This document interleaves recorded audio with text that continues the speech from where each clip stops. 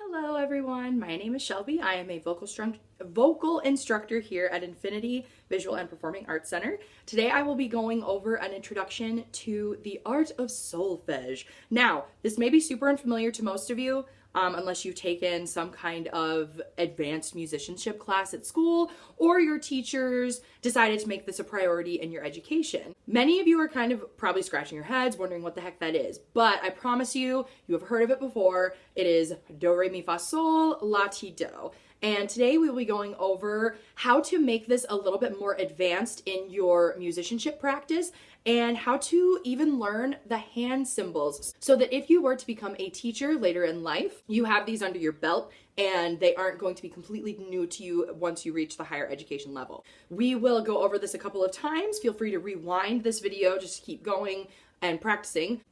First, we have do. Super simple, do. Looks like just your clenched fist down here at the bottom. Also, there is a placement for them as well. So when you're doing this, you want your do to be down here and not up by your eyes. The next hand symbol is re, R-E, re. You could say re, I say re. All you do, you have your hand like this, flat palm, down, up at a 45-degree angle, re.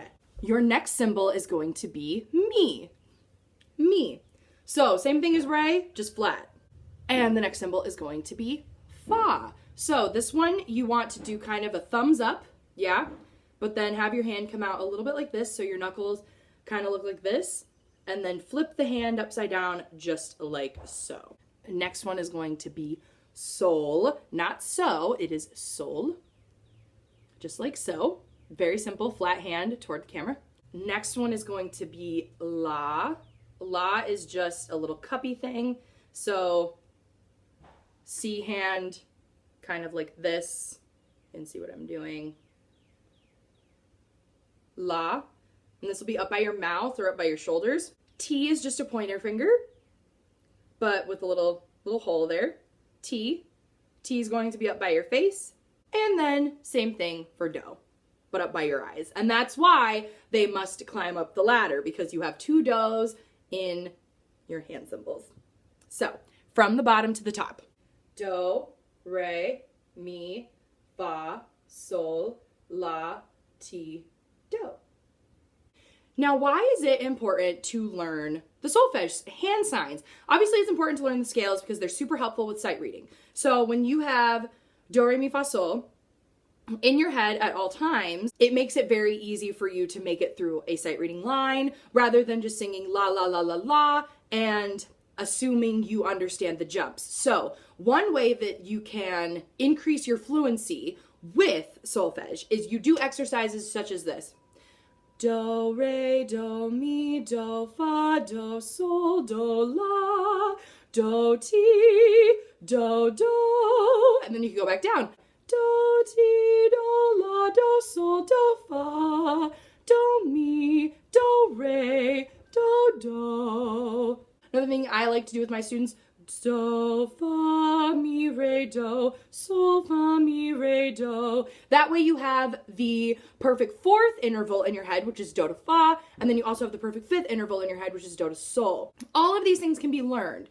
And knowing the solfege and their relationship with one another helps with interval training so much, helps with ear training so much. It just makes being able to walk into a choir, an orchestra, or a band and being able to sit with the music and just knowing how it sounds that much easier. That is why I strongly encourage this. But then the hand signs kind of make you that bodybuilder almost being asked to move a wardrobe, if that makes sense. It just incorporates more of your body, so your brain is working a little bit harder and is therefore conditioning itself a little bit better for music and for your practice. So when you incorporate these hand signs, again, it's like that bodybuilder being asked to move a wardrobe.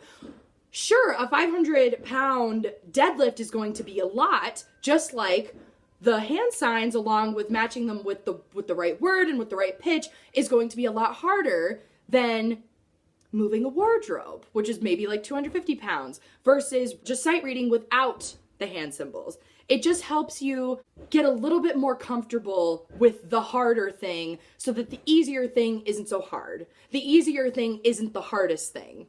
if that makes sense. I hope that makes sense. Last but certainly not least, how you can also practice these just to get them really good in your ear. The Sound of Music song, the do a deer, a female deer, singing with that just 3 times every single day will help your ear immensely. I promise you. I was raised on this song. So when I was presented with my very first sight reading piece and was told to sing it with the solfege, it was cake, honestly, because I was so familiar with how these notes sounded together, with how the words in association with the notes sounded in relation with one another. So I will go ahead and sing that for you. If you want to sing it along with me, please feel free. If you want to sing it with the lovely Julie Andrews, please feel free. It is a super helpful tool, even though it is a musical theater song. It is such a beneficial tool, even if you're just an instrumentalist, I would say. Super helpful just to get your ear really nice and strong and trained and tuned in to the task at hand, which is sight reading. And I beg of you, please forgive the abhorrent guitar playing you're about to hear. I am a singer. I am much better at a piano, but I do not have a piano at my disposal right now. So guitar it is. But it's just like with Julie, you can just sing along.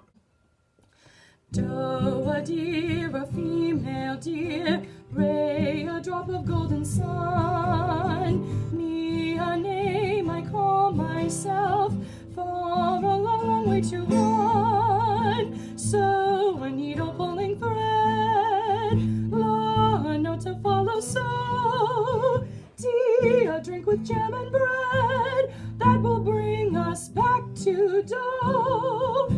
Do, re, mi, fa, sol, la, ti, do, sol, do.